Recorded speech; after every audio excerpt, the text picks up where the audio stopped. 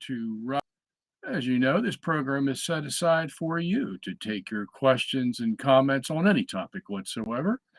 And I, as my role as host of this program, will endeavor to answer your questions to the best of my ability using our Catholic faith, the scripture, the tradition, the fathers, the medievals, the popes, the councils, the saints, the doctors, and just about anything I can find to help you walk away satisfied that your question has indeed been answered. We come to you every week on Wednesday from 8 p.m. to 10 p.m., unless something comes up. And usually at the top of the program, I have a topic I want to cover, but no topics tonight. I'm just going to take your questions and get through as many of them as possible. The only thing I want to alert you to is that next week, when we have our program, I will have a special guest, and his name is E. Michael Jones. And when we have him come on the program, I'm going to find out what the E stands for. But usually we call him Michael Jones or just Mike Jones. And the reason he's going to be on the program is because he just wrote a book called The Dangers of Beauty, an intriguing title. And he asked me to write a review of his book, which I did and completed and sent it to him. And that will be in one of the upcoming issues of the magazine Culture Wars. If you are familiar with that magazine, if not, you should be, because I can definitely say you're missing something if you don't subscribe to it. Michael is one of the most intelligent men that I know of in my lifetime. There's a lot of intelligent men out there, but one especially is E. Michael Jones, because not only is he intelligent, he can reason very well. And in that gift that he has from God, he can, what they say, connect the dots in an uncanny way that after you read his material, you will understand life in its deepest sense that we're privileged to understand it with our limited, finite minds in this life. But he is one of the best, probably the best that I have ever run into in my life. And so I am privileged to have him as a guest next week. And we'll be discussing his book, 450 pages of a double column, 10-point font writing, but it has a lot of pictures. And that's one thing we're going to be focusing on when we do have him as a guest. I'm going to be bringing about 24 paintings from history, the greats like Michelangelo, Leonardo da Vinci, Peter Paul Rubens, you name it, and some of the Gothic and Romanesque artists like Giotto, and before that, we're going to have a whole panorama of paintings, and Michael's going to analyze them for us and tell us the deep secrets in all these paintings that you have missed for all these years. And we're dying to know what they're all about.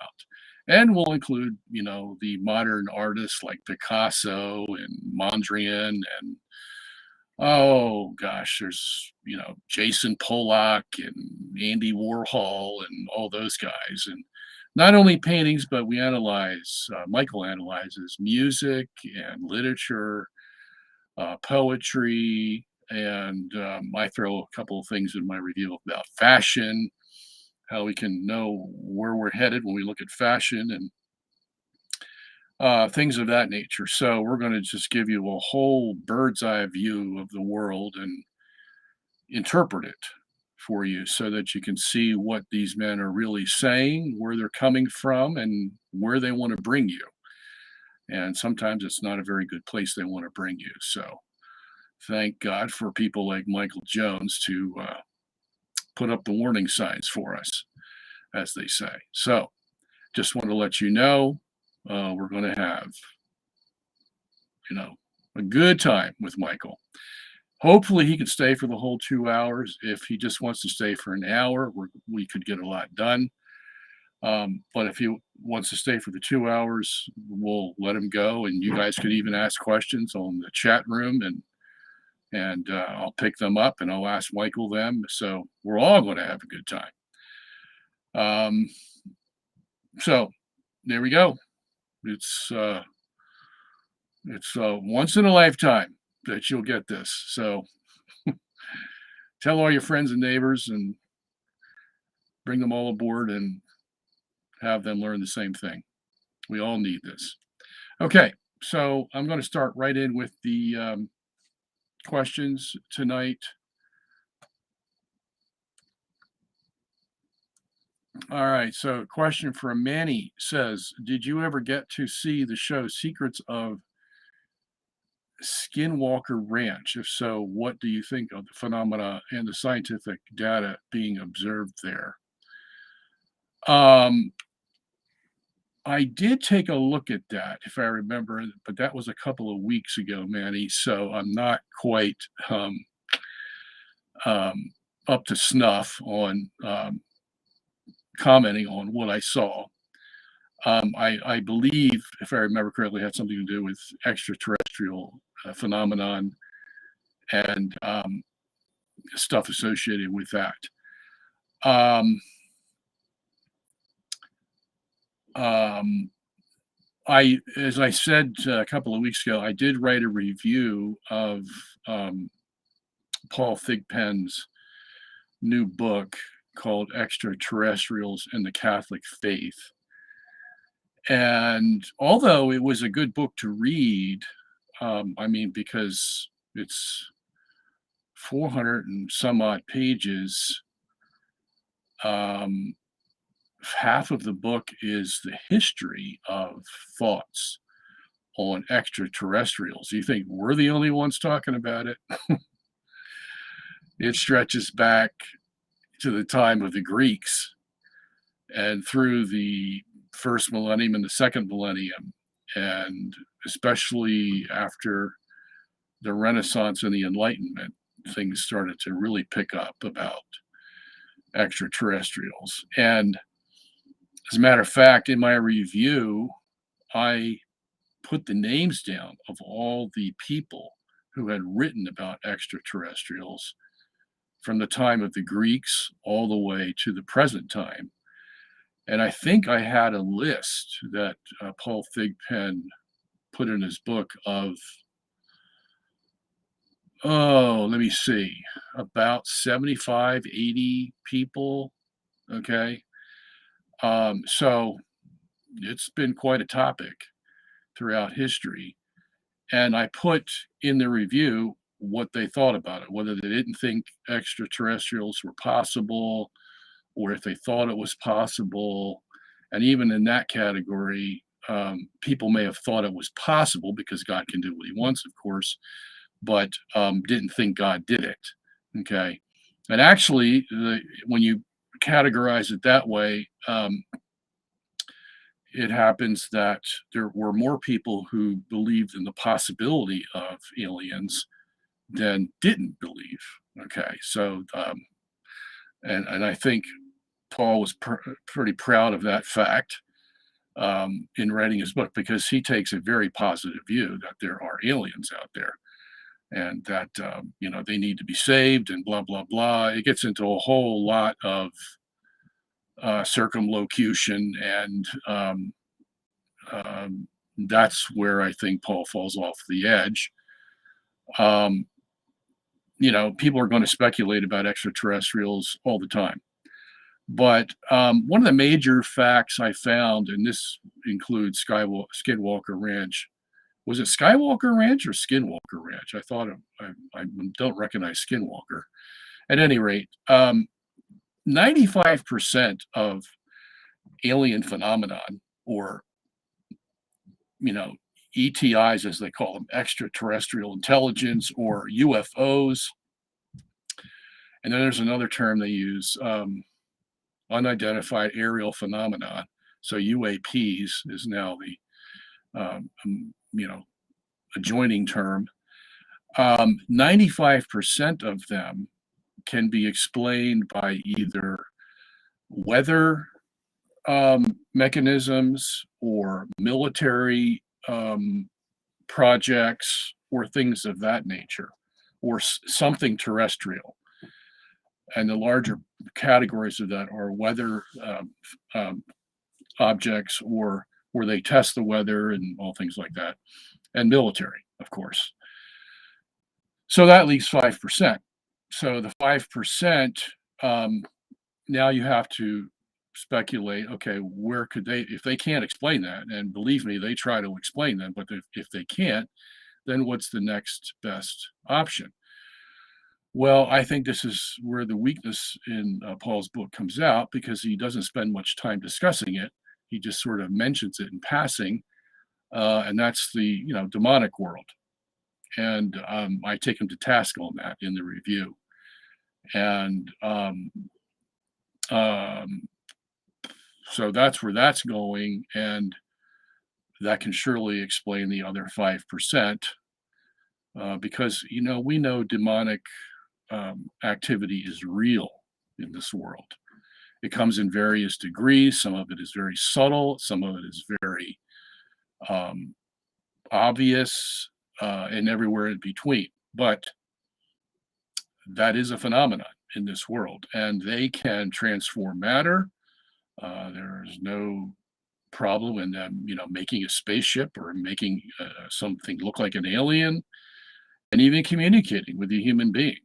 Um, that's all very possible. I mean, if we look at the record in the Bible about what demons can do, I mean, the magicians in Pharaoh's court copied at least three of the miracles that Moses did.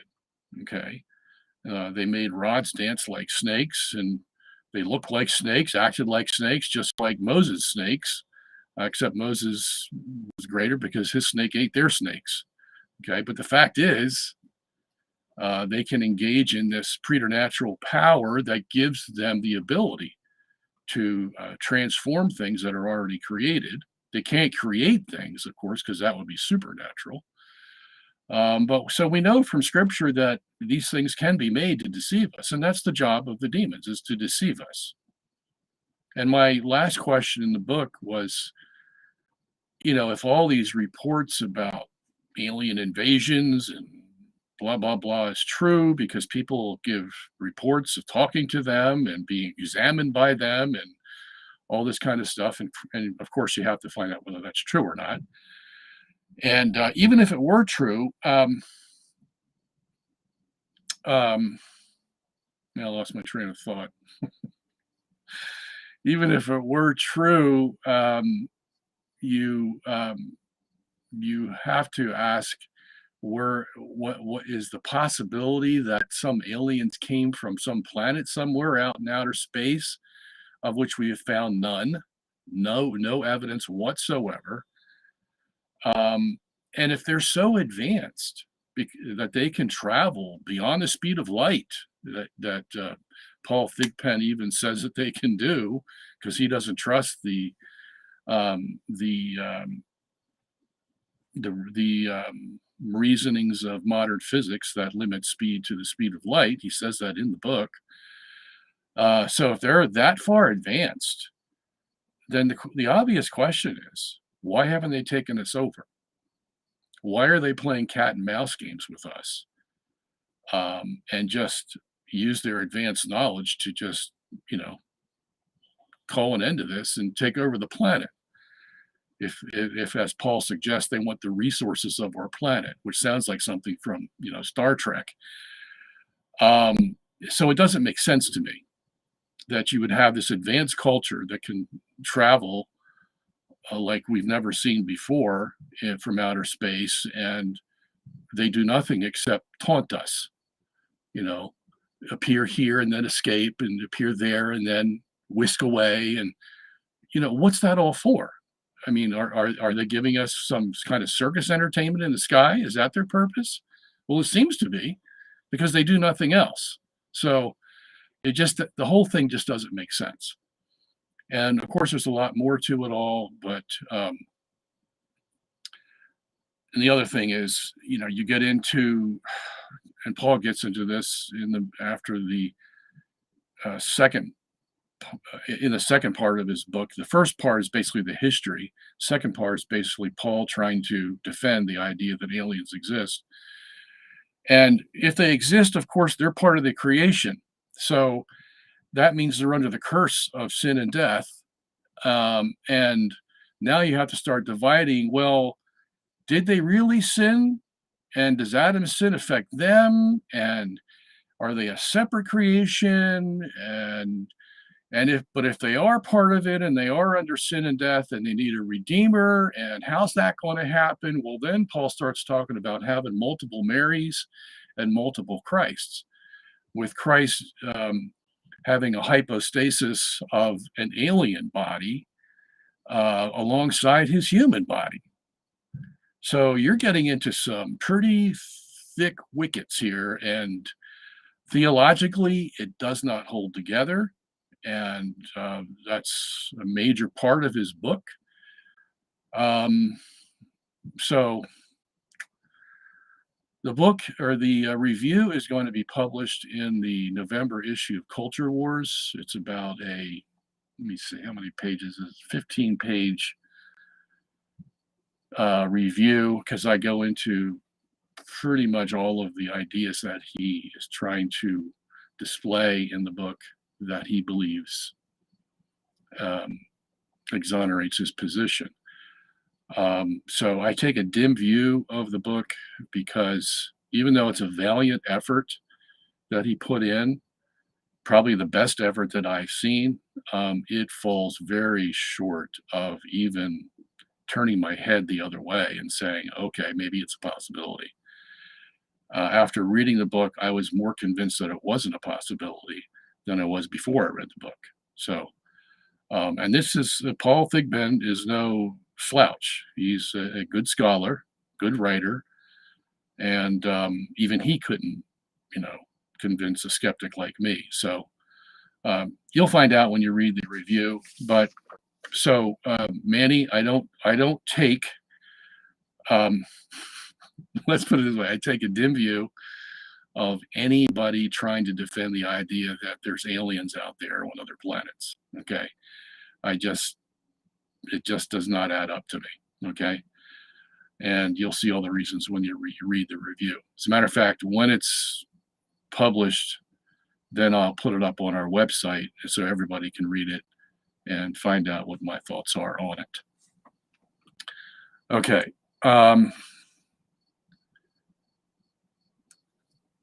Question: did you watch the Peter Diamond debate in Pints with Aquinas? If you do, what do you think? Apparently Diamond destroyed his interlocutor. No, I did not see that. Did not know about that one. In case these things come up, Germanicus, just send me an email. Let me know that this debate's going to happen on Pints with Aquinas, because I've seen the show. Who's the guy's name that runs it, the host? I forget his name. But he does a good job. He's very good at what he does. So it's a good show. And so I'd like to know who his interlocutor was, and I'd like to know what the topic was. And if you can give me a URL for the debate, I'd like to watch it myself. And then the next time, after next week's show, I can give some comments on it. So if you would be so kind as to send me an email at sungenis@aol.com. Okay. All right. So Mike K. Vine has a question. James White said that if Abraham was justified in Genesis 22, it would undermine Paul's point that Abraham was justified before circumcision, but Genesis 22 is after. Your response? I'm surprised James White would give such a I don't know what adjective to use here. I mean, that's just ridiculous.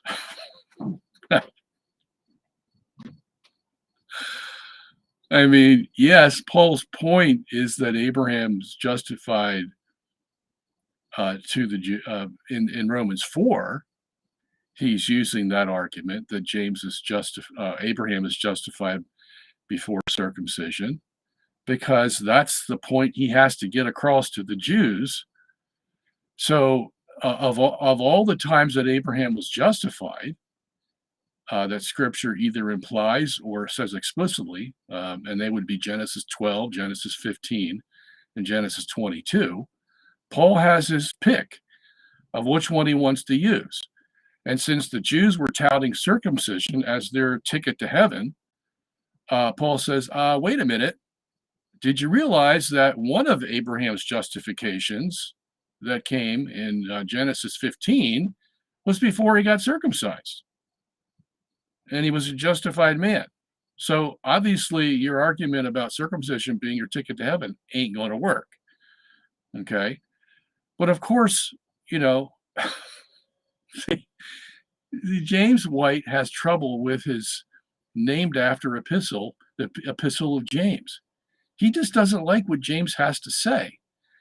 But James is very clear, St. James is very clear that Abraham was justified in Genesis 22, and he uses Genesis 15 as a comparison justification.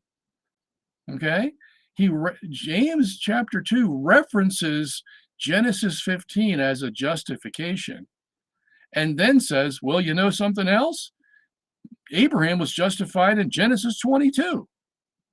Okay, so James is equating the two justifications as real justifications. Okay, James White doesn't like that. And so he's going to try to make this excuse here that, well, there's only one justification that Paul points out in Romans 4. Yeah, because it's Romans 4. It's a topic or a context that needs that argument that Abraham's justification came before circumcision. But James 2 is a different context. And so in that context, we're going to talk about another justification of Abraham that happened in Genesis 22, because that clearly was a work by taking Isaac up to the mountain, going to sacrifice him. The angel stops him, but of course, that's a work. Okay.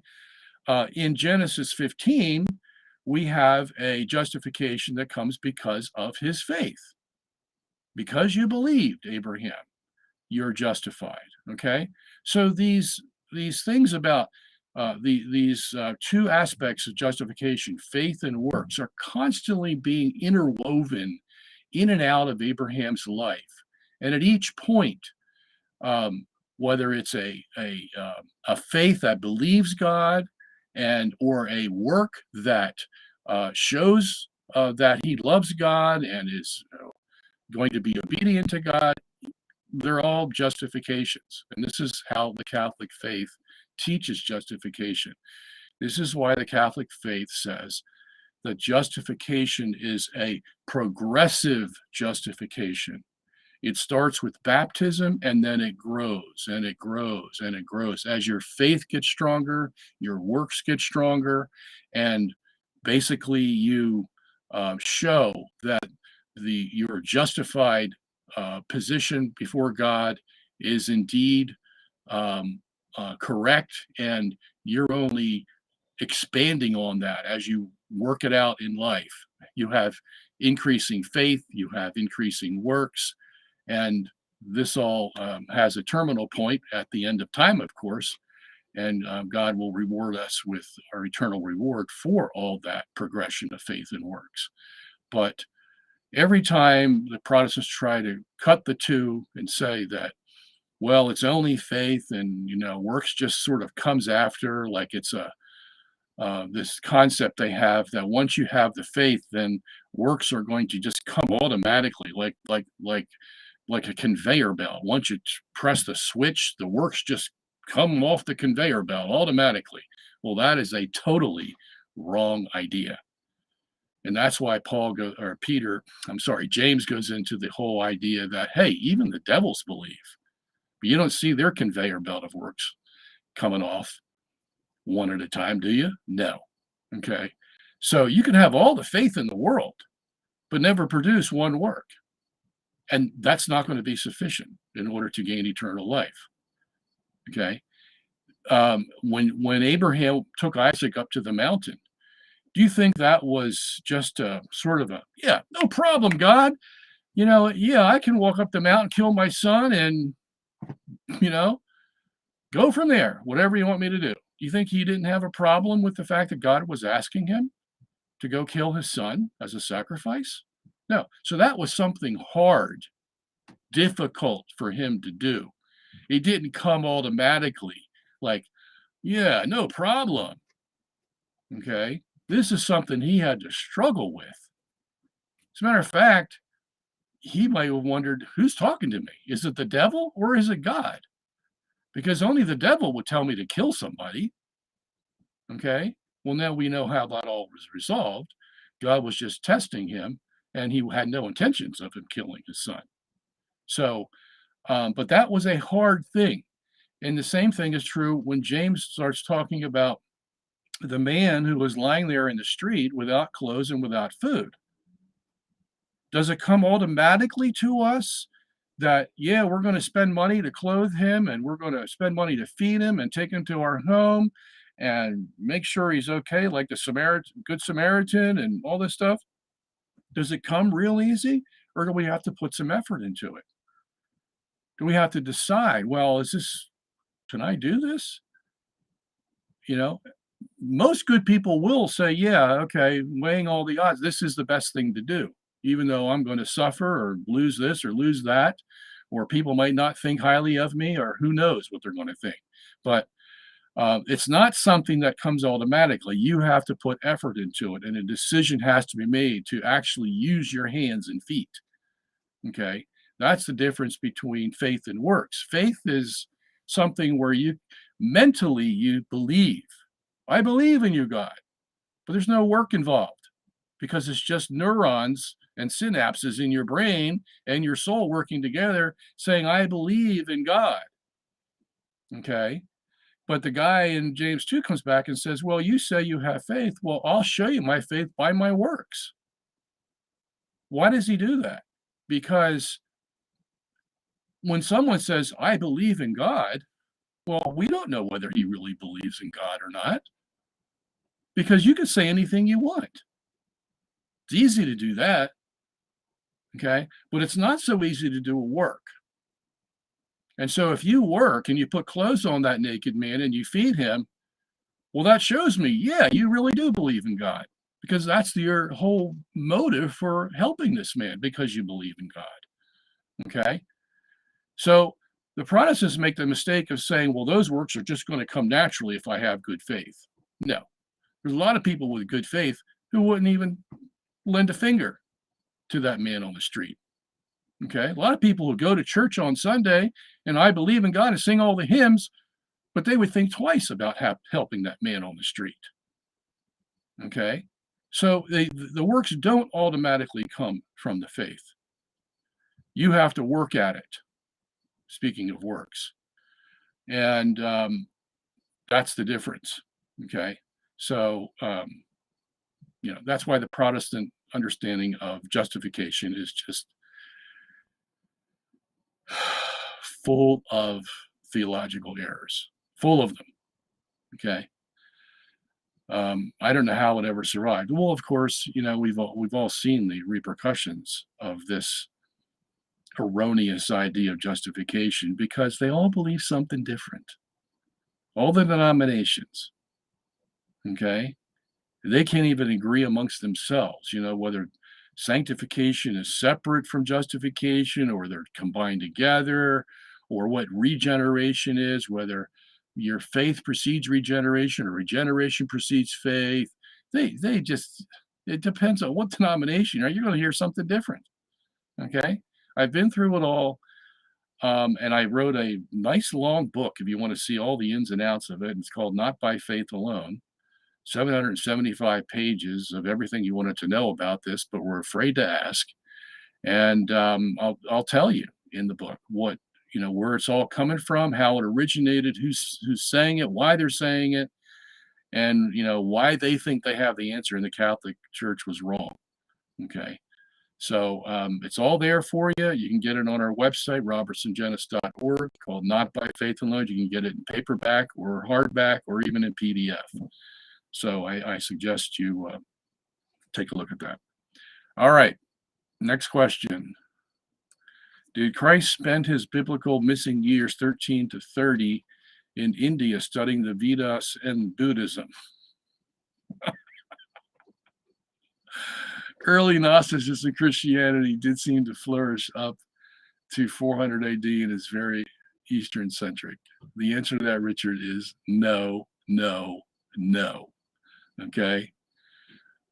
These are some of the wild stories you get from, pseudepigraphal literature or apocryphal literature around that time. There's all kinds of stories about Jesus. There's about 200 different pseudepigraphal and apocryphal books. You can get all kinds of stories about Jesus. Like one of my favorites is, Jesus turning somebody into a frog, one of his playmates, because his playmate did something against him. So don't believe a word of it. Okay. All right.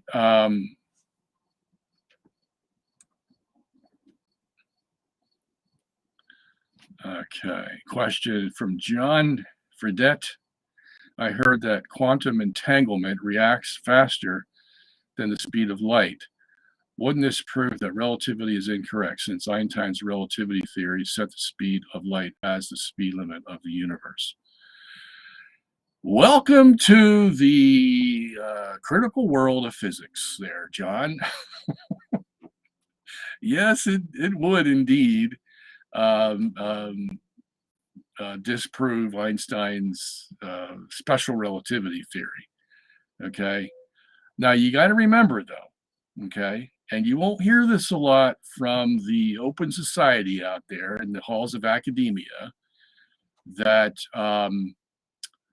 Einstein changed his mind about the speed of light.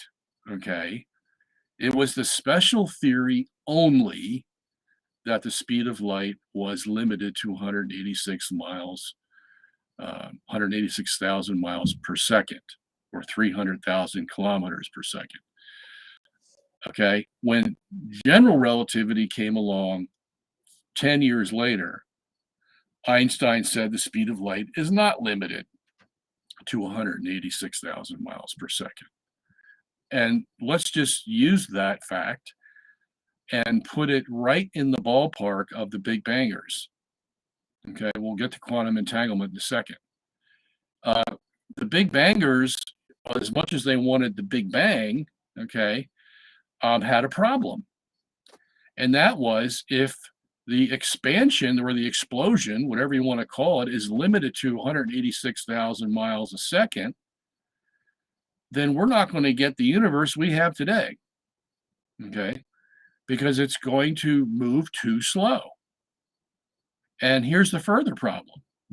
As soon as that thing starts expanding, and you're saying that light and gravity are limited to 186,000 miles a second, well, how's one side of the explosion going to know what the other side is doing? Because after the first second, they're more than 186,000 miles apart. Okay, and it just grows. What do they? It grows geometrically after that. Okay, so they got a big problem with the Big Bang. So how do they solve it? Well, somebody in the 1980s named Alan Guth from MIT had a dream one night and said, "Whoa, here's how it happens. It's called inflation." Now, inflation is probably a misnomer, because when you think of inflation, you're thinking of pumping up your, bicycle tire and you're inflating it, but that takes time, right? Okay. You're pumping up a car tire, that takes time. You're pumping up a toy plastic puppet, it takes time. Okay. So, well, we don't have all the time. So here's what we do.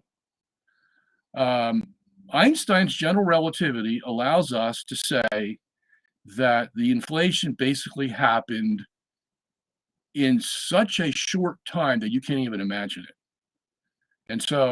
And they've changed the numbers on this, by the way. but now it is in 10 to the minus 35 seconds, the universe exploded 10 to the 26 times its size.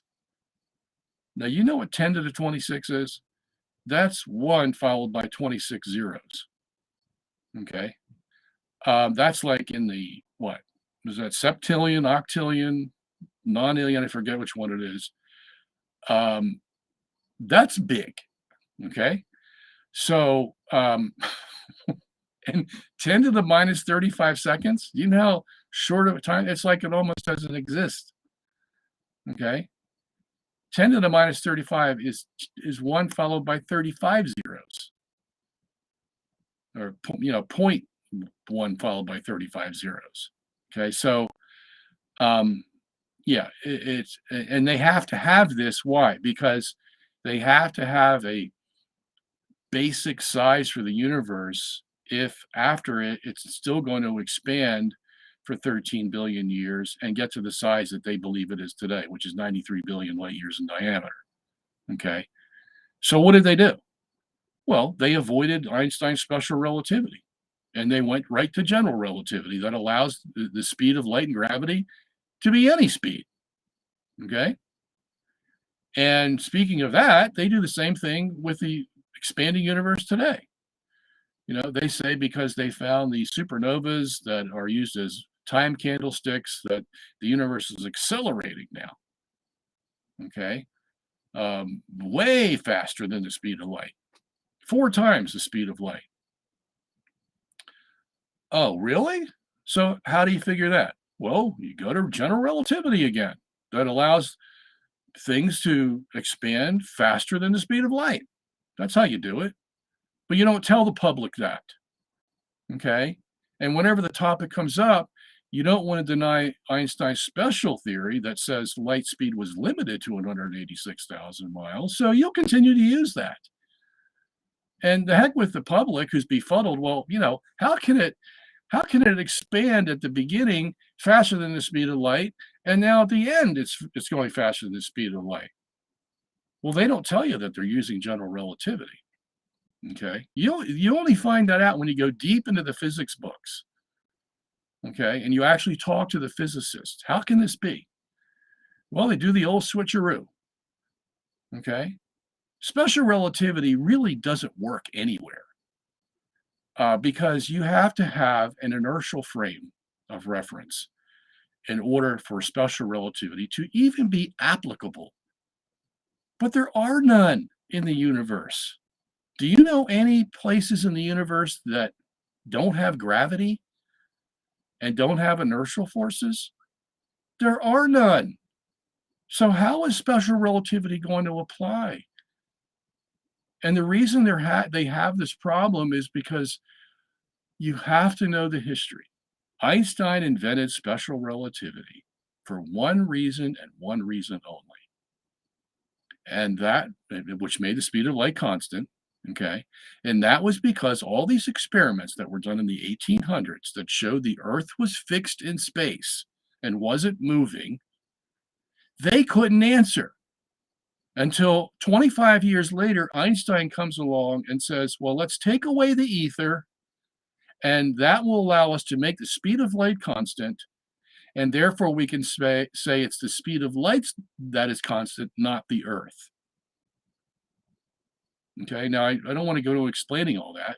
I just want you to take what I said. He had 2 choices. Either we make the speed of light constant or we make the Earth constant. That is not moving. One or the other. That's the only 2 options we had. Okay, and what do you think this man of the world is going to choose? You think he's going to side with the Pope against Galileo and say, yeah, of course, here it is. The Earth isn't moving. Where were we all these years? You think he's going to say that? Are you kidding? This guy hated the Catholic Church. Albert Einstein. Okay. His wife and their children converted to the Catholic Church, but not him. This guy was a serial adulterer, deep, deep in sin, and had no intentions of bowing to the Catholic Church. And so what option do you think he was going to choose? Yeah, we'll make the speed of light constant. And that worked for a while, for about 10 years until we found out, uh-oh, it ain't working right. Because once we add in gravity and inertial forces, the whole thing changes. And in that realm, Einstein then had to say, okay, speed of light isn't constant. Okay. And you know what else? He took back the ether that he had eliminated in the special theory of relativity. How do you like them apples? So this whole thing is just full of contradictions. Okay. So no wonder they have another contradiction called quantum entanglement. Okay. Where an electron here communicates somehow with an electron that's millions of light years away. Okay. And how does that happen? Okay. So they have another anomaly to answer. This is another reason why special relativity doesn't engage with quantum entanglement or quantum mechanics. Okay. For that matter, general relativity has its problems too, but at least it's closer to quantum entanglement than special relativity could ever be. Okay. So yeah, it's all full of contradictions there, John. Okay. The safest place to be is an Earth that doesn't move because we can answer all the questions that these guys are having. We don't need a big bang because we have a universe that rotates. Okay. We don't have any problem with the rotation curve of spiral galaxies because, Newton's F equals ma doesn't fit those galaxies, but we can answer it because we have the angular momentum of the universe that's rotating to compensate for that. Okay. So, and that's just two. There's dozens of questions that we can answer from the geocentric viewpoint that they can't from their Big Bang special relativity, little box that they've put themselves in. And science is going nowhere. It's going nowhere. All they're doing now is gathering data, but nobody knows how to put the data points together to connect the dots, as I often say. And that's the key. Okay. Who can interpret all the data to give us a coherent understanding of the universe? They don't even come close. Okay. All right. Let's move on. Question: what does the Bible say about time travel? What's the Catholic position on time travel? Do you believe it's possible? Tesla knowledge. Time travel is not possible. It's just a figment of our imagination. It all comes from the time dilation concept that Einstein introduced with his special relativity theory. Okay. Now I'm going to have to tell you the history of that because you need to know it. Okay. So when all these experiments were being done in the 1800s that showed the Earth was fixed in space, okay, as I said, Einstein came along and said, well, we'll make the speed of light constant, okay, in order to answer this question. That will allow the Earth to move, okay, because remember, he had two choices. Either the Earth is fixed or the speed of light is fixed. And he chose the speed of light, okay? So, but then what happens when you choose the speed of light as fixed or constant? Okay, what happens? Well, here's what you have to do. You have to say that somehow the experimental equipment that was used to measure whether the Earth moves or not was faulty. Faulty in the sense that as soon as it moves, it's going to be compressed. It's going to be shortened in its length. Okay. Now, the experimental device that was used in the Michelson-Morley experiment had these long arms, and they were perpendicular to each other. Okay, like this. Okay, like that. So this arm was going in the direction that they thought the Earth was moving. This one wasn't. So this was used as a control, and this one was used to measure. Okay. Now, what did it measure? Well, it measured that the Earth was fixed. It wasn't moving through the ether. So that means the Earth wasn't revolving around the sun. Okay. And they did this over and over again and kept finding the same results. Okay. Earth wasn't moving. So the way you deal with this as a modern physicist is to say speed of light is constant. Is this, if the speed of light is constant, then that means the length of the arm had to shorten. Okay. Had to shorten because you have to answer. I mean, you just can't say the speed of light is constant. You have to show how that's going to affect the experimental apparatus and the whole experiment altogether. And the only thing that they could agree upon was, yeah, well, the length of this arm that is shooting this light has to shorten. Okay. Now, I can't get into all the reasons why because that would get too complicated here. You can read about it in my book, Galileo Was Wrong, or you can read about it in Geocentrism 101 or Geocentrism for Dumpskis. You can read it all there. I have it all laid out for you if you want to know the gory details. But here's what I want to tell you. If you shorten the length of the apparatus's arm, then what do you have to do? Well, if you shorten the length of the distance it's going to travel, but it still needs to get to point B from point A, how are you going to make up for that? The way you make up for it is by time dilation. In other words, you give it more time to travel. Okay?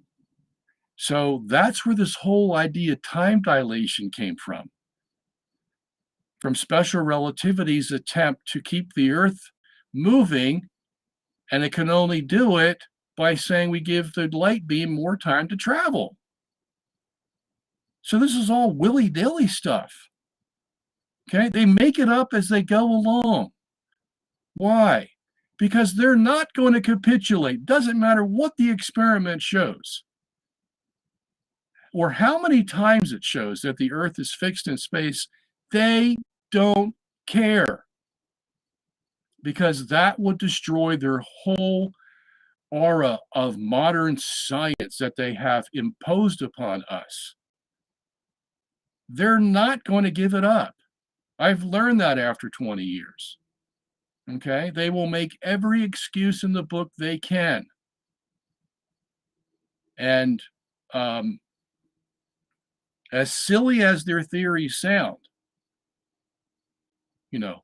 saying the length is shortened. And then they all were arguing, well, how can we prove that the length was shortened? Well, maybe we can say that it looks like it was shortened, but it really wasn't shortened. Or maybe it really was shortened, but we have to say somehow that it was shortened. And they go back and forth. There's like 8 different views how they're going to explain this to the world. And they can't agree on that either. All they agree upon is, yeah, the length has to be shortened. Well, how's it going to be shortened? So one guy came along and Henrik Lorentz said, well, it was the ether that was shortening the rod. And Einstein didn't like that because ether wasn't supposed to be acting like that. They all thought ether was frictionless. Okay. So Einstein got rid of the ether and said, oh, it's just a freak of nature. This is what happens. Whenever something moves, it shortens.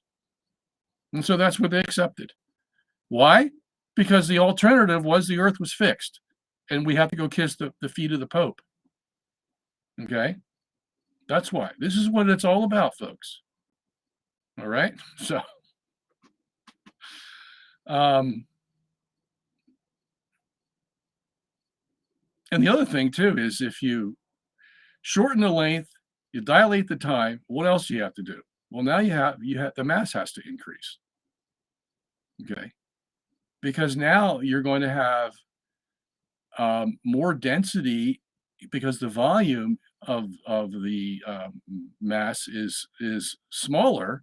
So now you're going to have more mass per unit volume. So you have to say that the mass increases per unit volume. Okay, so the length is shortened, the time is dilated, and the mass increases. All 3 of those are the repercussions or the consequences of saying that the speed of light is constant. Okay. So, but then, of course, the idea of time dilation takes on a life of its own. Time dilation. We can stretch time.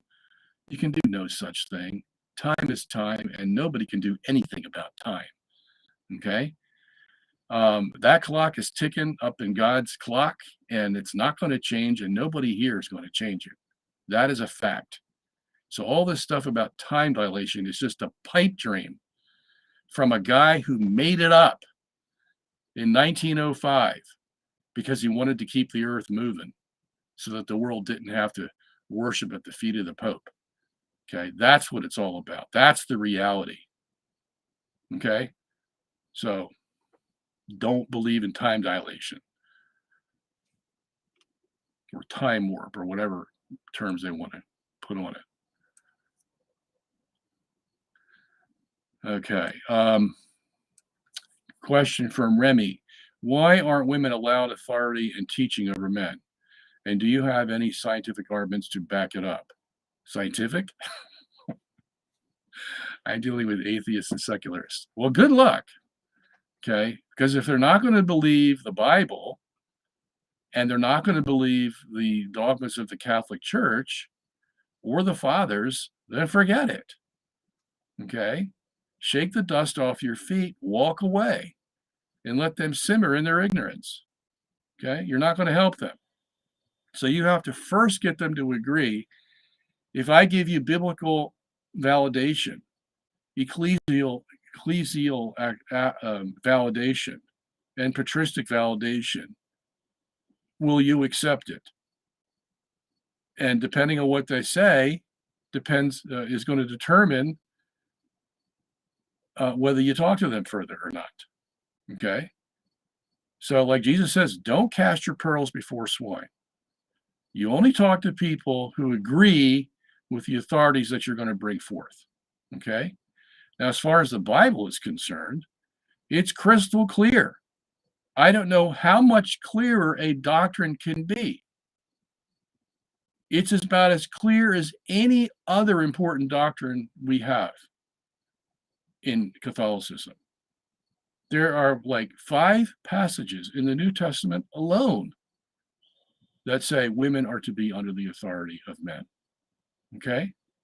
So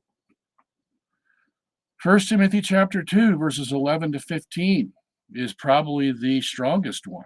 You know, I permit no woman to teach or have authority over man. And then he gives the reason for it, St. Paul does. He says, because Adam was first formed and Eve was deceived.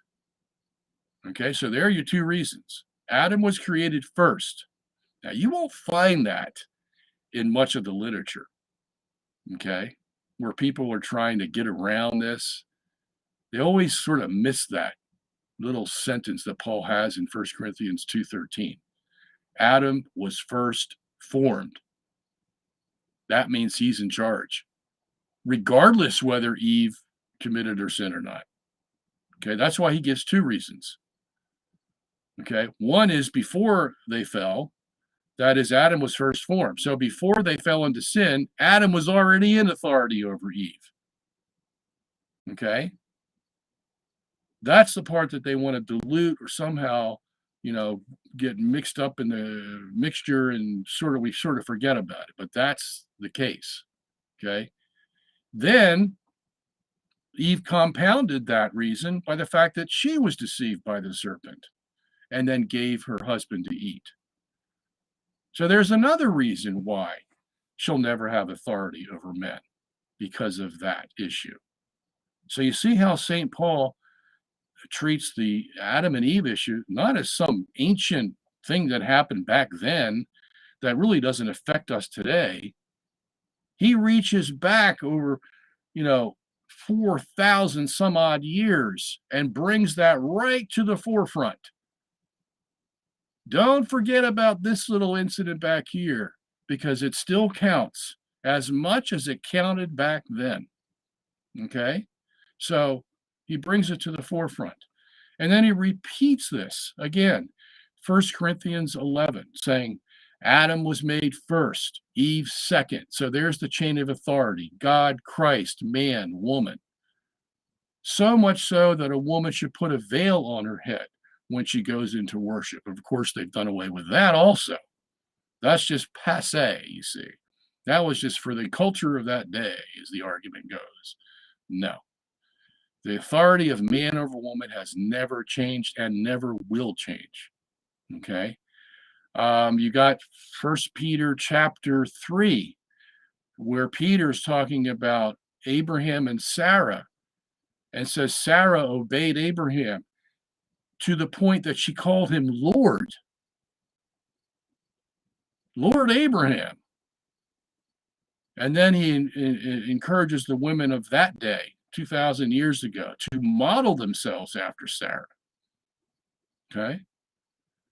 You got 1 Corinthians 14, verses 33 to 38, where Paul says, I do not permit a woman to speak in the church, as in all the churches. In other words, this is a rule not just for the Corinthian church. I've given this rule everywhere in all the churches. Okay. And if she has anything to ask her husband, let her ask at home. That's pretty explicit, pretty detailed. They can't even ask a question in the congregation. Okay. No talking. Period. And then he says, and were you the ones that God made a prophet? Or was it me? Are you going to make up the rules for how worship should be conducted? Or did God speak through me? That's what he says in the rest of 1 Corinthians 14. And besides that, he said, it's also written in the law that this is the case. Okay? So there's a verse in Isaiah 28, verse 12, I think it is, where Israel's at the height of their apostasy. They're just about to be judged and sent off into captivity. And Isaiah says, children are their oppressors, and women rule over them. Well, this is what happens to a society when it's degraded and starts doing self-destruction. Children are the oppressors. Look at the kids today. My gosh. And women rule over them. Okay, this is exactly what we see today. These are the signs that we're on the downward slope, the slippery slope. Okay, so yeah, the Bible's very clear. But unless this atheists and secularists are going to listen to the Bible, don't waste your time. Okay? All the fathers in total consensus, and we're talking about the big boys here: Augustine, Chrysostom, Basil, Ambrose, Athanasius, all said the same thing. And you can find all this out if you want in a book I wrote called, what is it? Something about submission, or women to be submissive to men, something like that. I forget my own title. But you can get that at robertsongenis.org. Little book about that thick, maybe less than 100 pages. And gives you all the history, all the Bible verses, all the fathers, all the encyclicals that the popes have written on this. Okay, so it's all there for you, Remy. And anyway, let's move on.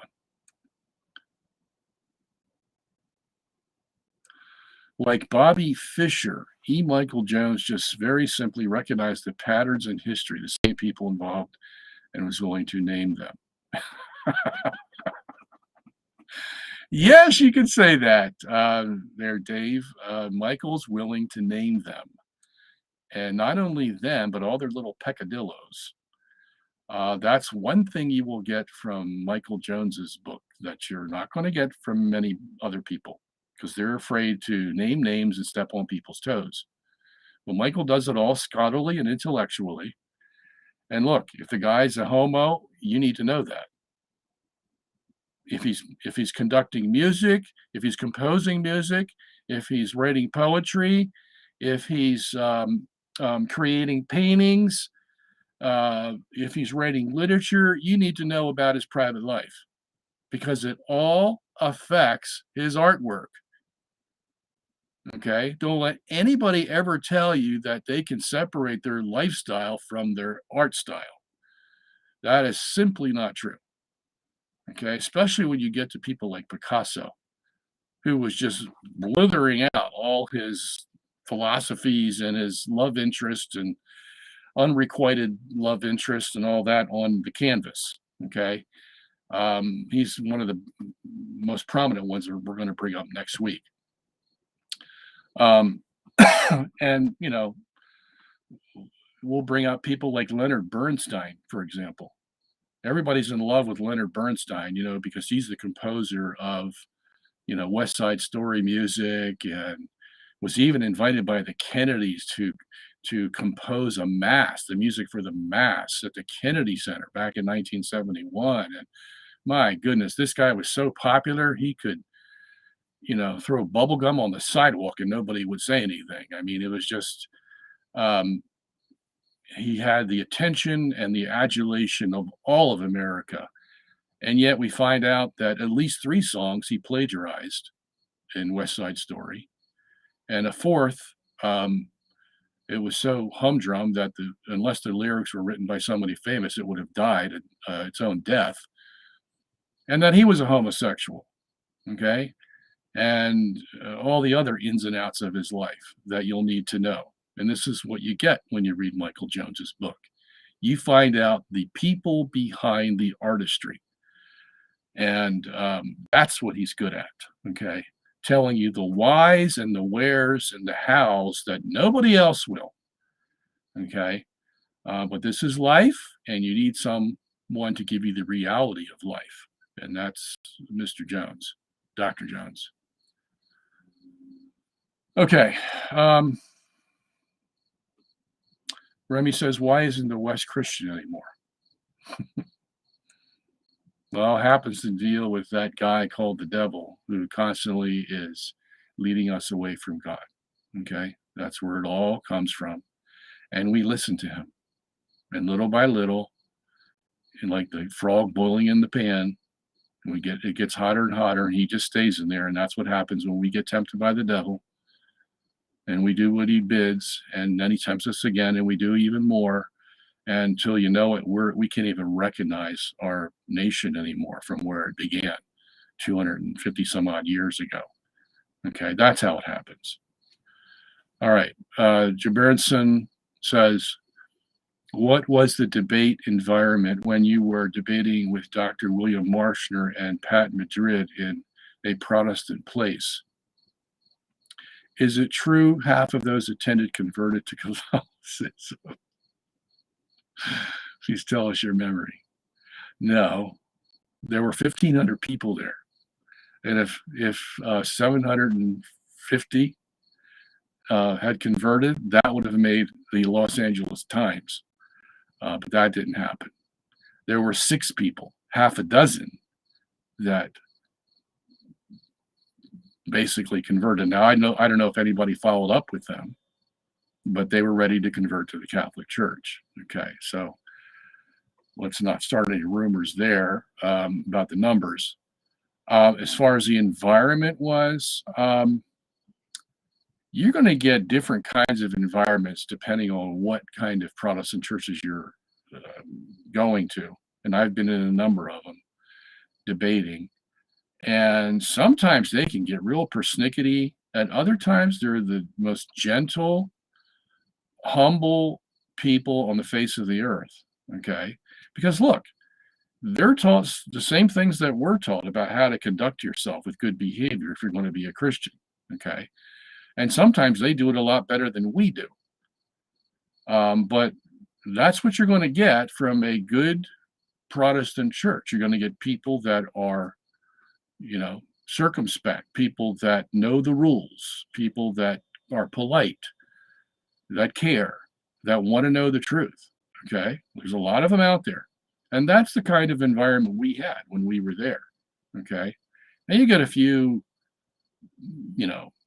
loudmouths here and there. You're always going to get that in some crowd. Um, and as a matter of fact, what most Protestant churches do, where I've debated, and I've debated probably, oh gosh, over 30 debates in 30 years, they tell them, don't clap for your side if they make a good point that you think is a good point. Don't clap. So they're basically as silent, you can hear a pin drop in the auditorium while the debate's going on. Okay. So that was pretty much what we had back in California in that 1995 was when that debate took place. Um, and I do notice that when you make a good point, they get real quiet. Okay. And you've gained their respect. It takes a little doing, but you've got to know how they approach scripture. And once you know that, you can use that same methodology and show them a point using the same logic that they would use. And when you do that, you've got their respect. And once that happens, the whole tone of the debate changes. And that's what I noticed in this debate. It wasn't, they knew from the get-go that it wasn't going to be a slam dunk for them. That they had three smart guys there and who knew their Catholic faith and who knew the scripture. And there wasn't going to be any shenanigans going on here. Okay. This is going to be a fight to the death. And that's the way I remember it. The only guy there that I thought was a little testy was Robert Godfrey. And he was a Dutch Calvinist, and usually they are a little testy. Other than that, the other two guys, Rod Rosenblatt and Michael Horton, were very gentlemanly. All right, let me go on. Some Protestant wrote this to me. Can you comment on it? Many early fathers, such as Clement of Rome, Marius Victorinus, John Chrysostom, Ambrosiaster, Jerome Bede, all taught justification by faith alone and believed that works prove the authenticity of a person's faith but had no merit and did not justify. By the Council of Trent, they would be condemned. This is all false, okay? And I have a section in my book, Not by Faith Alone, that deals with the fathers that did use the phrase faith alone, okay? But they were using it in a totally different context than what Protestants use it today, okay? Protestants already have their idea of forensic justification in view when they talk about faith alone. And even then, they can't agree on whether regeneration comes before faith or faith comes before regeneration. They can't agree whether faith itself might be a work or it's not a work. You know, they go back and forth on all these terms themselves. So the phrase faith alone is a not something that was coined by the Protestants. Okay. It was a phrase that even some fathers used because there were some people in the day who were thinking that they didn't need faith, they just could do works and that would be enough. Okay.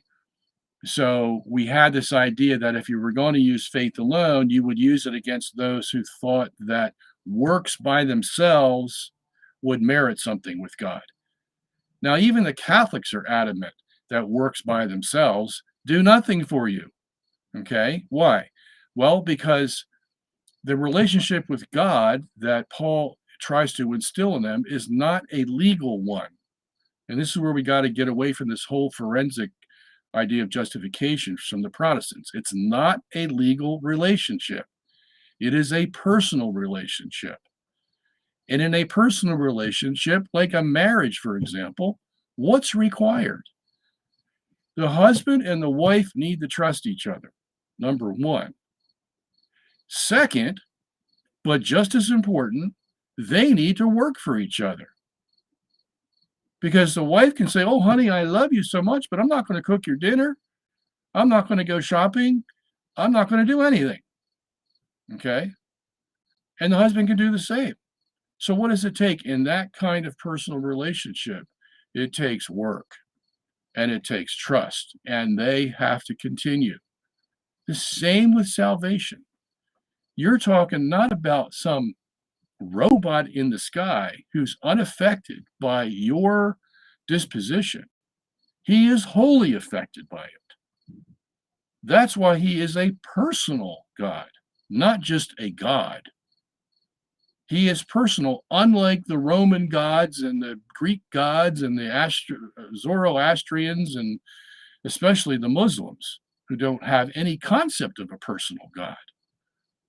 But the Christian God is a personal God and needs to be related to personally. And that's why both faith and works are needed.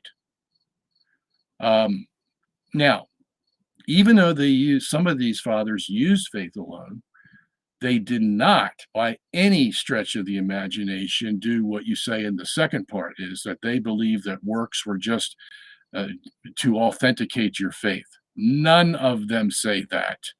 Okay? And I have all their quotes.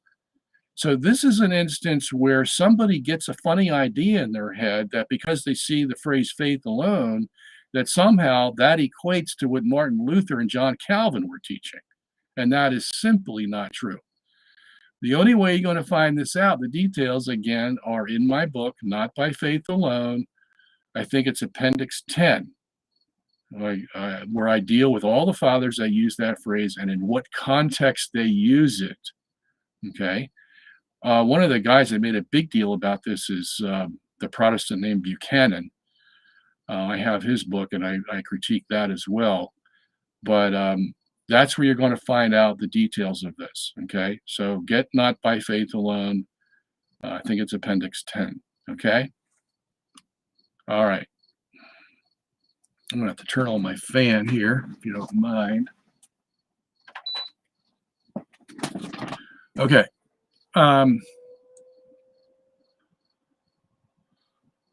What are your thoughts on feminism and how do you think its origins came about? And is feminism really about equality between men and women? Feminism is what I would call the Eve syndrome, okay? Where Eve is told that she is under the authority of her husband from the beginning and didn't much like that. That's one of the reasons why she might have wanted to become a god. Because if I'm a god, then I'm equal to Adam, who's going to become a god, and there is no submission required. Okay? And I think reading between the lines in the story of Adam and Eve, the whole idea about being fruitful and multiplying might not have been Eve's cup of tea, because that takes work. And there might have been a little pain involved because in her punishment, it says your pain will increase. Okay. Which implies that there was already pain involved, maybe not much pain, but still. And, I don't like that either. So, yeah, becoming a god fixes all those problems, doesn't it? That could very well be the motivation behind Eve's acceptance of the devil's little dissertation on why God isn't who he says he is. Okay. Because the devil said to her, he knows that when you eat the apple, you're going to become just like him. And that's competition. So he's holding something back from you. Okay. So all these thoughts are floating in her head, but that's where it all comes from. Okay. Is the Eve syndrome. I don't like God's plan. I don't like being under the authority of a man. Well, look, both of you can't be in authority. Okay. One is, one isn't. That's just the way it is. And that's the only way society is going to grow healthily. You get women competing against men and sharing authority, however possible that is, or Any other, silly notion they've come up with today, it's not going to work. It's not going to work. Okay. That's where it comes from. And when the church loses her moorings, this is the first thing that goes. Women begin to assert themselves and try to put themselves at the top of society, make themselves better than men, demand more authority and respect than men, will take the jobs away from men, and it goes on and on and on. Okay? So when you see a society crumble, what did Isaiah tell us, as I said earlier tonight? Children are their oppressors, and women rule over them. Isaiah 3, verse 12. And that was when the society was deteriorating. Okay? So unless you can accept that men are in charge, and there's a reason for that, and God's not just trying to be an ogre, he's trying to protect society. And men are the best to do that, not women. And if you buck that, then your society is going to fall apart. That's just the case. And we've seen that over and over again. Okay? So,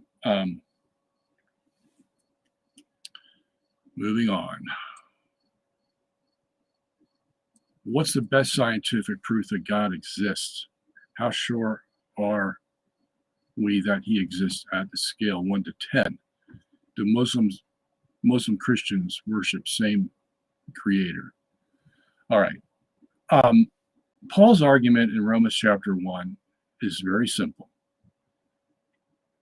Anybody who fools himself into thinking that this complicated world, as big as it is and as complex as it is, and we know that even more today with our telescopes and microscopes and oscilloscopes, that it's even more complex than we have ever imagined. Anybody who thinks that this just popped into existence by himself is a fool. Okay? That's Paul's argument, basically. And that's how we know God exists, because we know intuitively that nothing that we see in this world could come about by itself. There must be a someone greater than all of it to put it there. Okay? And logic tells us that he has no beginning. Because if he has a beginning, then he's finite, just as the creation is. So he has to be infinite. It's just like 1 + 1 = 2, and 2 + 2 = 4. If you use the logic, this is where you're going to end up. Okay? That's Paul's argument. And we need to go no further. Because if they say, oh, well, it just popped into existence by itself, then he's a fool. And then you walk away. Let him simmer in his own ignorance. And maybe sooner or later he might, come to realize that he was a fool. Okay? So that's how you deal with it. All right, Duke. His question is, why do you believe some people receive powerful road to Damascus experiences and others don't? If God wants all to be saved, then why doesn't he give everyone an experience like Paul's? Well, look, he did give a lot of experiences like Paul's. Okay? He cured people. He exorcised demons. He raised people from the dead right in front of the Pharisees. And you know what they said? He does these by the power of Beelzebub, the chief demon. Okay? So it doesn't always work that way. Where if you do a miracle, then somebody's going to believe. A lot of times it does work that way, but a lot of times it doesn't. There's no guarantee. It all depends on the free will of the person. Okay? And that's one thing God has given to every man, a free will. Look, some people don't want to be holy. Okay? Some people don't like leading a restricted life that doesn't allow them to do this or that or the other thing. They just don't like our lifestyle. Okay? They hate being holy. And so you can perform a miracle in front of them, and that's not going to do anything. It's just going to convince them more that they don't want your lifestyle. Okay? So God, of course, is all knowing.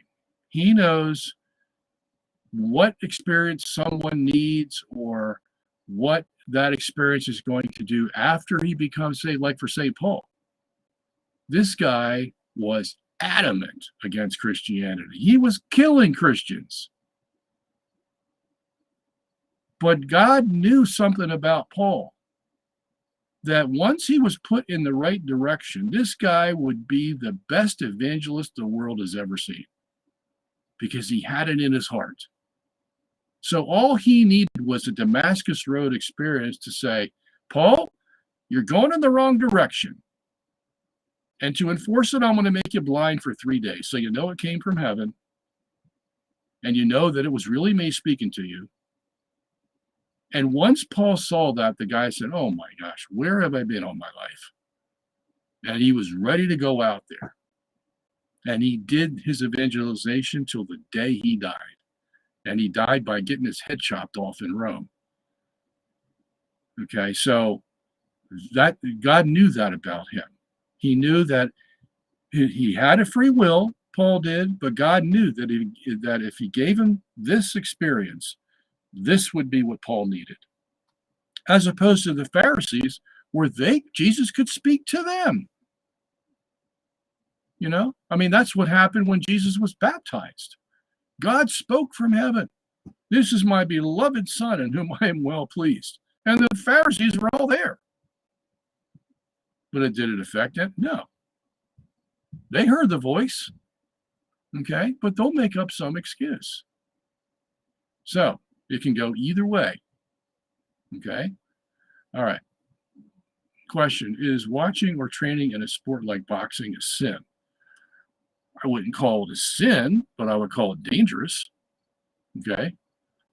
And anything that's dangerous, you're going to have to, use your logic and figure out whether this is what you want to do with your life. You can get brain damage. You can, all kinds of things. Of course, that's true with a lot of sports: football, basketball, baseball, hockey, you name it. They all have a degree of danger in them. So you have to be, wise in what you do. But it's not a sin to engage in a sport. All right.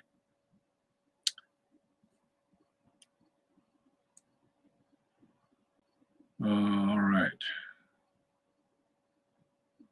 Okay, somebody said it was Skinwalker Ranch. Okay. Question: the British did studies if they needed to adjust trajectory shooting long distance naval shots sideways to Earth's rotation. If on a planet that rotates, would you notice it trying to take a step?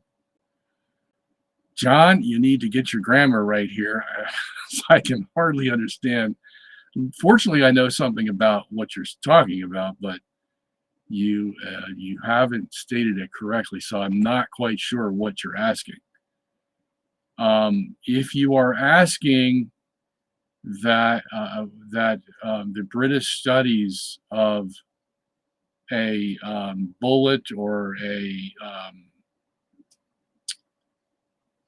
bomb, let's say that you have two ships in the sea, okay, that are a mile apart, and one wants to shoot a trajectory or a missile through the air to get to the other ship, to hit a certain spot on that ship.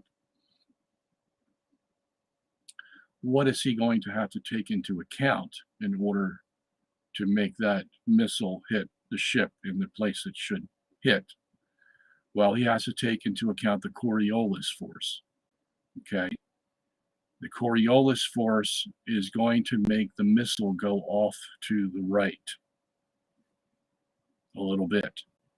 Okay, so they have to adjust for that. and put the, you know, the launcher to the left a little bit. So by the time the missile gets to the boat, it hits right where they want it to hit. Okay. And they've measured the Coriolis force, so they know how strong it is and how it's going to affect a projectile that goes a certain distance. And the longer it goes that distance, the more the Coriolis force is going to affect it. So if that's what you're talking about, that's what happens. But see, there's two theories on the origin of the Coriolis force. The heliocentric theory claims that it's just a matter of motion because the Earth is rotating west to east. And if that's the case, then a projectile is going to go off west to east a little bit, depending on how fast it's going and the distance it's going. Whereas the geocentric system says, no, the Earth isn't moving. It's the universe that's moving around the Earth, that because of the angular momentum of the universe, it creates actual Coriolis force. And that force is real, and it's going to affect anything that is moving on the Earth that's trying to move in a straight line. And it's going to make that line curved. Okay. We see evidence of this in hurricanes. Okay. And because the Earth is right smack in the center of mass of the universe, that means the northern hemisphere is going to have a different direction to the Coriolis force than the southern hemisphere. And that's why you'll see hurricanes go counterclockwise in the north and clockwise in the south. Okay. Because the Earth's equator is right at the universal equator. Okay. And that's how the Coriolis force works. Okay. Question from CMAC. What's with Church of Latter-day Saints? Is it satanic? I just watched the Netflix series about Laurie Vallow. Why are there so many weird, evil stories coming from that religion? Because they are weird. That's why.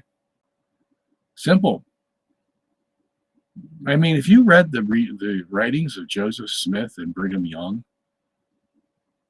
first of all, both of these guys were serial adulterers. Okay. And they tried to cover it up by having multiple wives. Okay. But they were committing serial adultery on the first wives that they had, having sex with women they weren't married to. Okay. Nobody knows about this because, you know, the Mormon church is big today. You know, they own Coca-Cola and the Marriott Hotel, and they make a lot of money, and all this is hush-hush. Okay.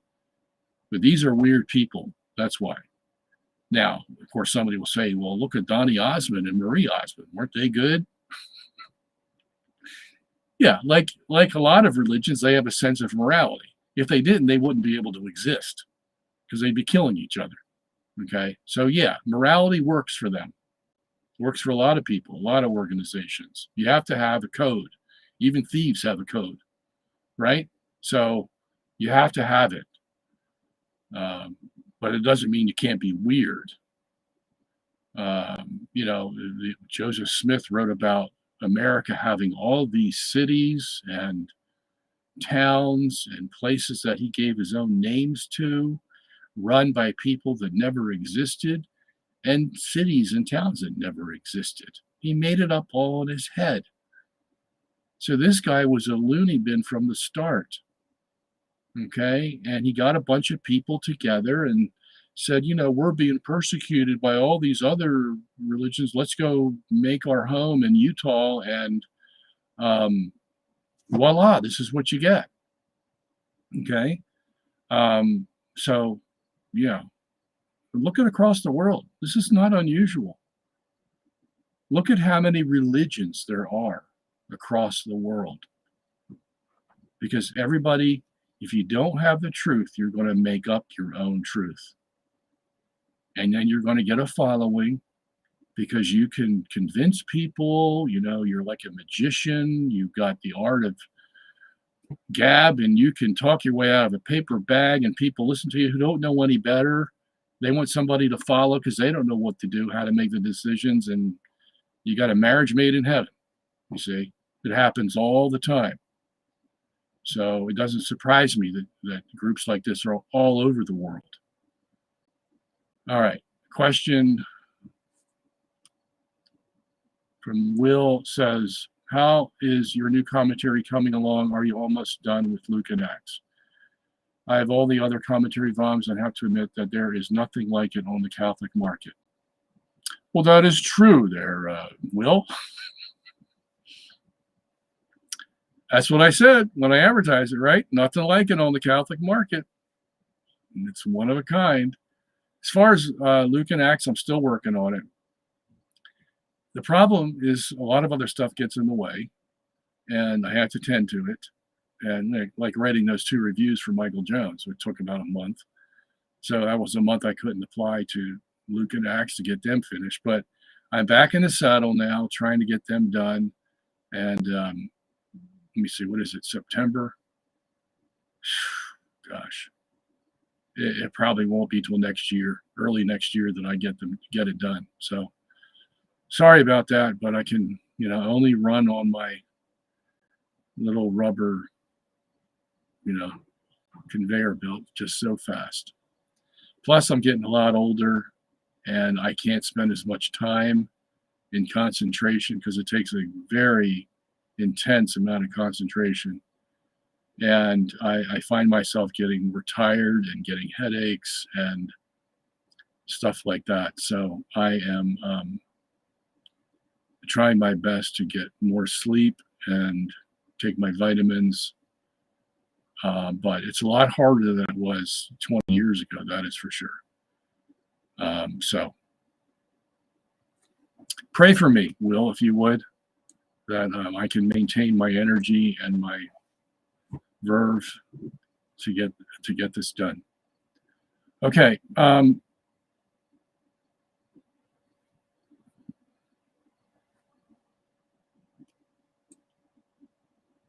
Question: I can't stand the permanent diaconate,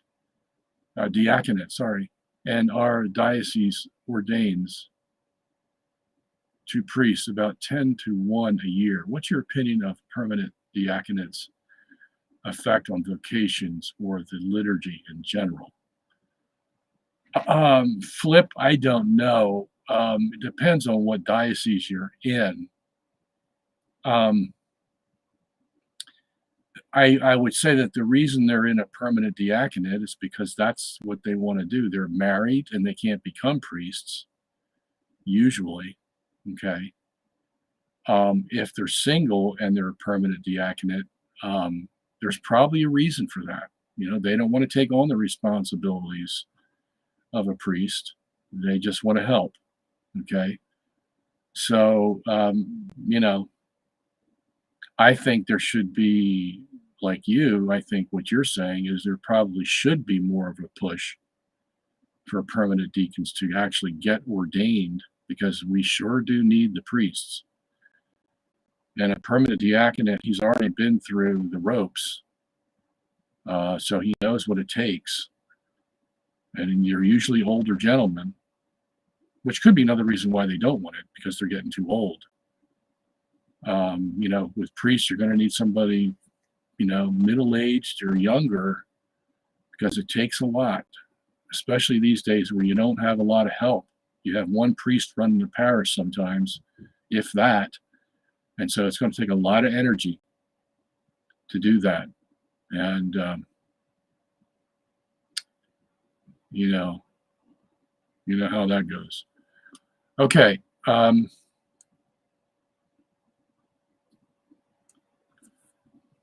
All right, so KH says, in a study from CE4 Research Group, they have documented over 400 cases of alien abduction, and the phenomena ceased by the name and authority of the name of Jesus. Yes, I've read about those too.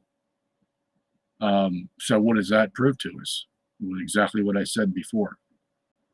A lot of these alien abduction cases are demon-possessed people, and they need an exorcism, okay?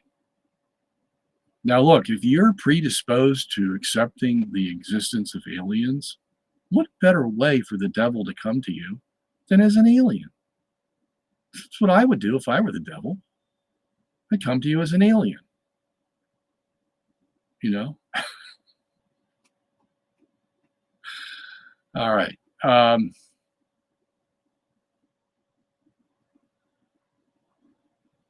Remy says there are physiological and psychological reasons that an honest scientist will admit to, though most would be far too afraid to say it now. Ultimately, it is what God has revealed. All right, I'm not sure what you're applying that to here, Walmart.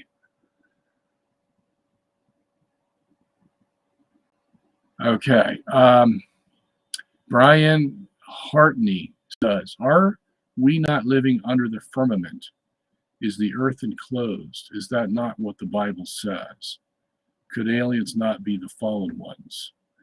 No, aliens are not the fallen ones. We are the fallen ones and the angels. That's all there is. Angels and us and God. Yes, we are living under the firmament because the firmament is the heavens. That's what Genesis 1:8 says. The firmament is the heavens. And we're living under it, aren't we? Okay. So the earth is not enclosed in the sense that there's some solid dome over the earth, if that's what you're getting at. Okay. That's just a misinterpretation of Genesis chapter 1. The firmament is the heavens, as far out as the heavens go to the edge of the universe. And we're all under it because why? Because we're in the center. That's why. Okay. All right. Just tuned in. Happy that E. Michael Jordan is coming on your show. Yes, so am I. All right. Matt Frad. Yes, that's the guy. Good. Thank you for that.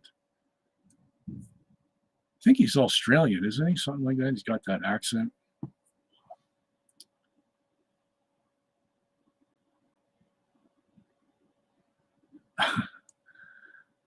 Okay. Looking for a question here. A lot of comments. All right. Question from Gateway. Can you demonstrate the specific math for a geostationary satellite in a geocentric system with a specific mass and distance? Yes, we can do that. You know, what we're going to do is we're going to take F equals ma and we're going to add the inertial forces to it. The centrifugal, Coriolis, and Euler. That's all you have to use. Then all you need after that is the distance the satellite is from the equator, which is, if you're going to get a geostationary satellite, it's going to be 22,400 miles in altitude. And at that altitude, the universe is rotating 7,000 miles per hour. Okay. Then you're going to get the gravity, the escape velocity in the equation. And then you're going to add in F equals ma plus the inertial forces. That's what the equation would be. Okay. The heliocentric view is going to use F equals ma, and then they're going to write in by hand what the centrifugal, Coriolis, and Euler forces are going to be, because it's not in Newton's equation. Okay. And then instead of the universe going 7,000 miles per hour, they have to have that satellite going 7,000 miles per hour to keep up with the rotating Earth that's going 1,040 miles per hour at the equator. Okay, so you plug all those figures in and you can come up with the equation for both systems. It's no big deal. James White, destroyed by the Book of James. Very good, Germanicus.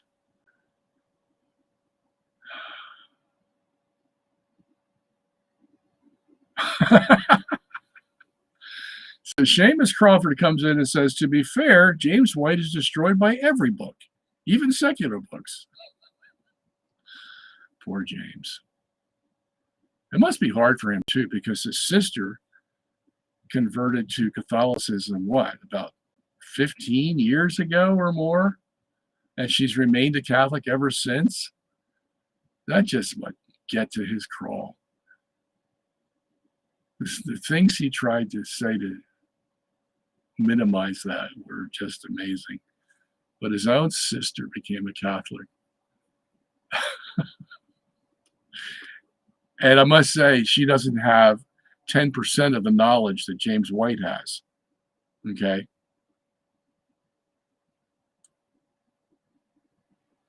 All right. Question. Have you heard of the helical engine invented by David Burns? Supposedly it will make it possible to travel close to the speed of light. Your thoughts? Well, I'd have to see it first, so I don't know about it. Let me write that down. I hope I can find it on the internet, so I will take a look.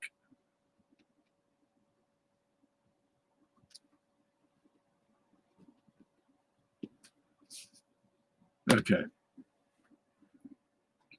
Question: can a Christian, David Burns, I forgot to write that down. Okay. Can a Christian woman become ruler of a country like president, prime minister? No, she would not be allowed to do that. Okay. I mean, if Paul's dogma is going to mean anything, it means that a woman can't be a ruler of a country. Okay. Because there's three areas of authority: the family, the church, and the government. Okay. So Paul wouldn't be saying, oh, well, the rule against women ruling only applies to the family and the church, but she's free to do so in the government. No, they would apply, his rule would apply to all three areas. Okay. Now, it doesn't mean that there isn't going to be a woman who claims to be a Christian, like Queen Elizabeth, for example. You know, she's an Anglican Christian, doesn't go by what the Catholic Church says. So, yeah, there's going to be people who claim to be Christians who are rulers of countries. But if you're asking me if St. Paul would allow a Christian woman to become a ruler of a country, the answer would be flat no. Okay. All right. Oscar says, can we predict the way the moon moves using Newton's physics in a Tychonic model, or do we need to resort to Luka Popov physics using Newton plus matched Mach? You mean Mach plus Mach to get it right? Well, yeah, you do. Newton's F equals ma can't even get a space probe to go where they want it to go. Okay. They can't even get the GPS satellites to go where they want them to go just using F equals ma. They have to add in the inertial forces: Coriolis, centrifugal, and Euler. Okay? Every single probe, satellite, spaceship, whatever they send up, they have to add in these inertial forces, or it ain't going to get where they want it to go. That's just a fact. And you can find this on Wikipedia. They all know it. Okay, so what does that mean in the long run? Well, it means there's a flaw in the Newtonian system. That's what it means. Okay, and what system does have the inertial forces as an integral part of its system? The geocentric system. Okay, because a rotating universe will create these three forces. So we don't have to add them into the equations because we already have them in our equations. Okay, so yeah, I mean, it would apply to the moon also. Anything that revolves around another object, yeah, you're going to have the inertial forces involved. Okay, but at least ours are real. The Newtonian systems are made up. Okay, and that's a flaw. Even Einstein said that's the defect in Newtonian mechanics. and there's no way to fix it. Okay. So it tells us that's not the true system. It comes close, but it's not the true system. Okay. All right. Okay. So somebody here is saying,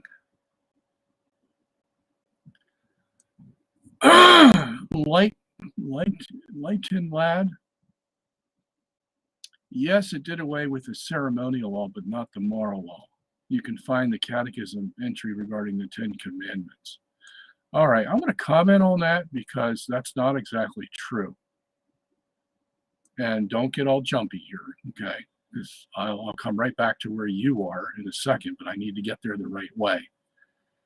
So what you're saying here is that the New Testament covenant did away with the ceremonial law, but not the moral law. No, that's false. It did away with both, okay?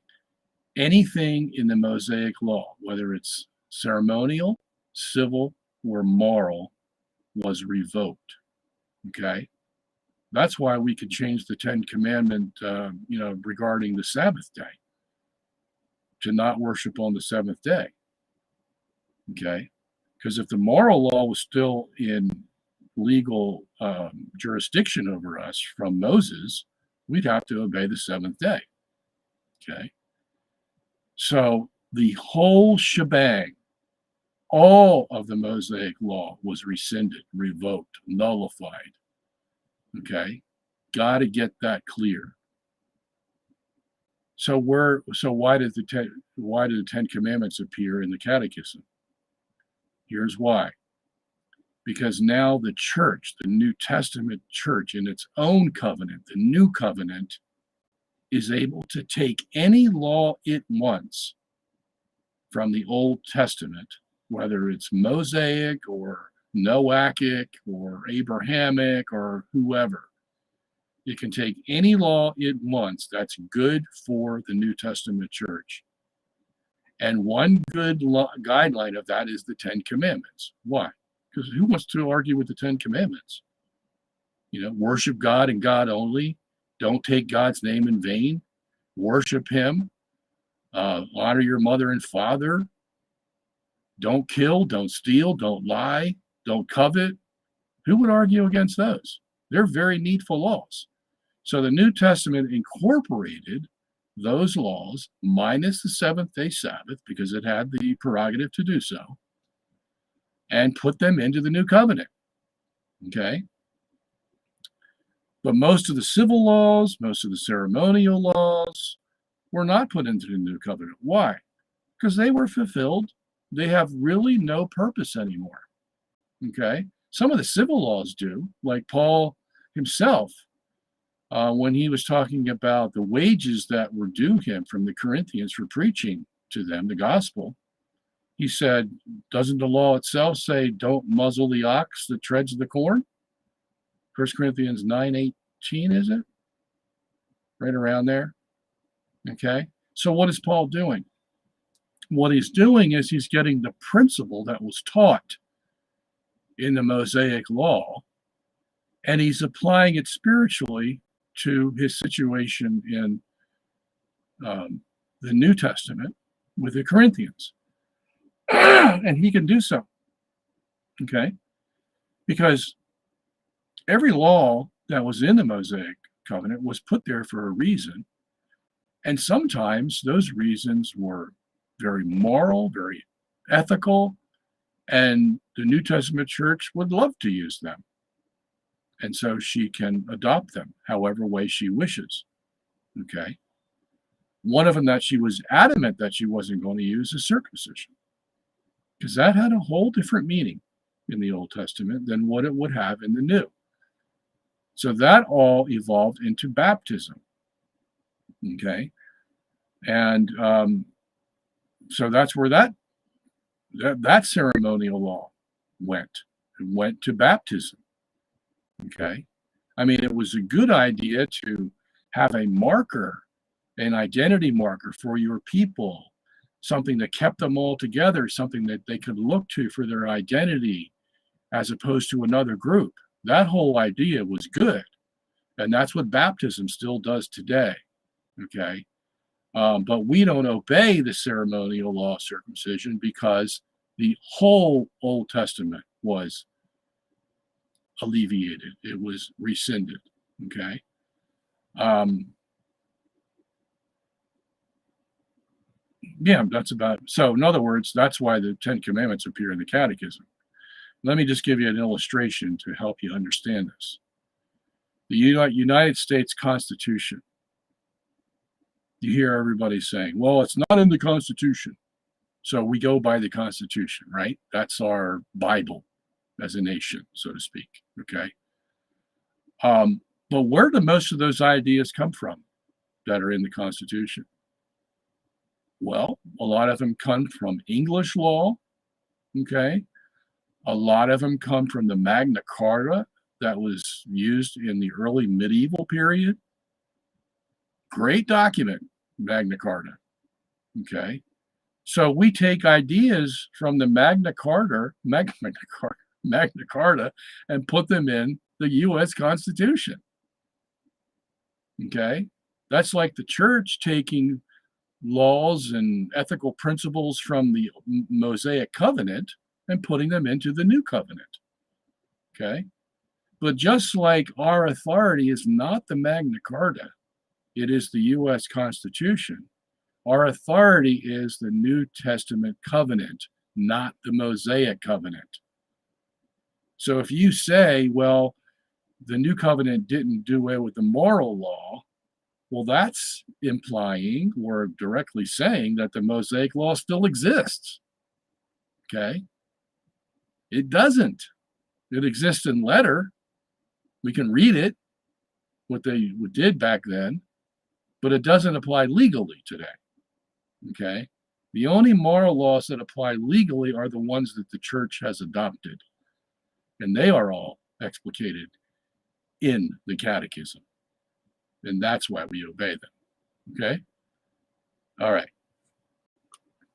Got a few more minutes left. See if we can knock off the rest of these questions.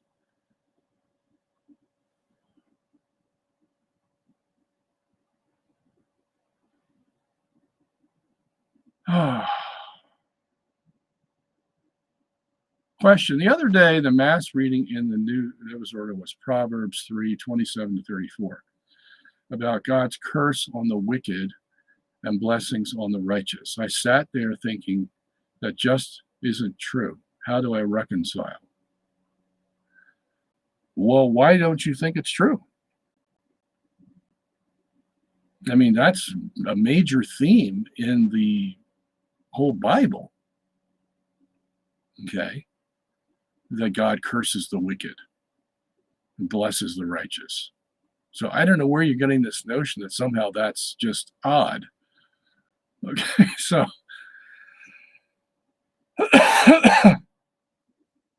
okay. God says he despises the wicked. Read the book of Sirach, it will tell you all the things God does to the wicked sooner or later. And just the opposite for the righteous. So I just don't understand where your question's coming from.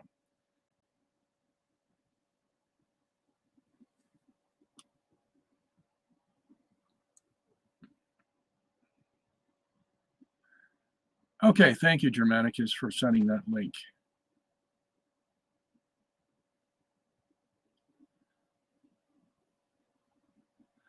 Okay, somebody says, Victoria says, can you explain what mass intentions are and how it works? Okay, so it's just like prayer.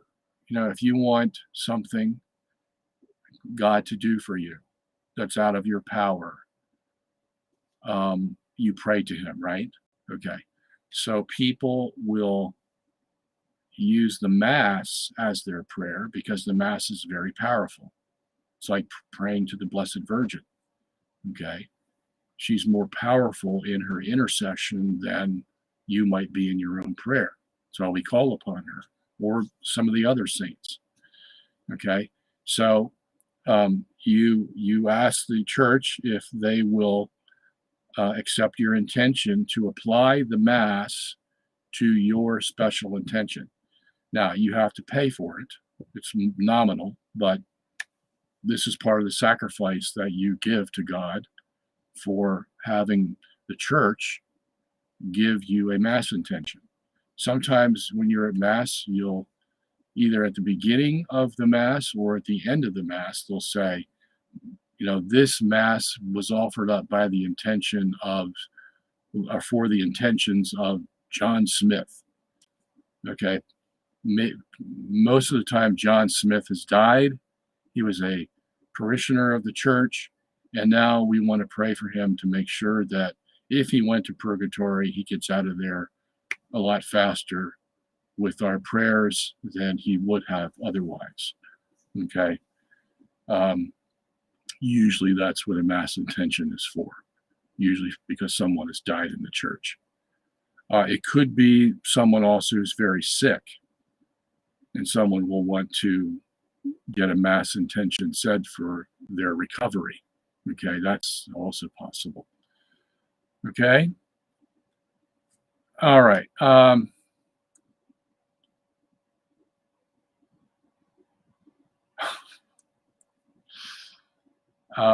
Germanicus says, is it actually proper to call the Earth, planet Earth, as a geocentrist, since the word comes from the Greek word that means traveler, and that the Earth, and that can't be since the Earth is stationary? Yes, you don't call the Earth a planet.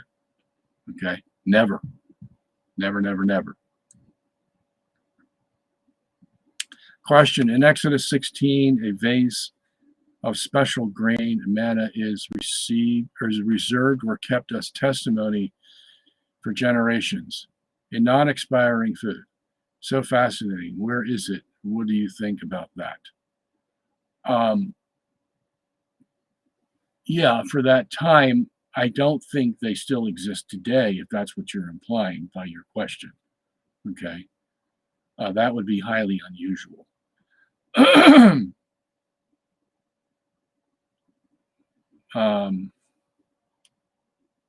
So the sun is not stationary. That is correct.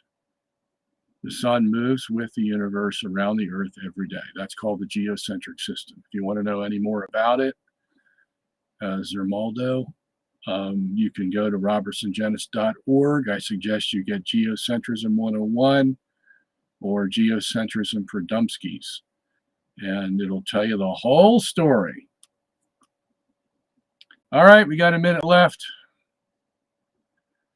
Hello, Dr. Sungenis. As I understand, it's true to say that general relativity and special relativity are contradictory and incompatible. Is that the case? Yes, that would be the case.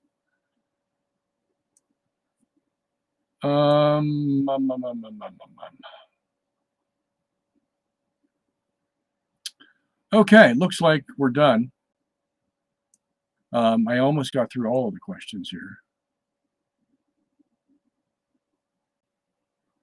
Will God always make you pay the consequences of sin in this life, even if I have honestly repented? Yes. It's either going to be this life or the next life. Okay, that's what purgatory is all about. But what does that do for you, Shannon? It makes you not want to sin all the more, right? If you know there's no free lunch, you're going to be a lot more careful about your sin, right? Right. Okay. All right, folks, I'm going. Thank you so much for coming aboard today, and hope you can come next week when Michael Jones will be here to discuss his book, Dangers of Beauty. And if you can stop along at robertsongenis.org and give a generous donation to help us keep things going around here, that would be very much appreciated. I know money's tight today, but we're not asking for much. Just let me know you're there and you care. And each of you, if each of you do that, it will multiply greatly and allow us to keep moving. You can also become a monthly donor. Just press a couple of buttons and you're there. $5, $10, $15 a month would help us very much. So if you're getting a lot out of this 2-hour session per week, let me know. Okay. And that would be the best way to let me know. All right. God love you. Take care. Keep away from sin. Study the church catechism, study the Bible, study the fathers, study the saints, and keep praying.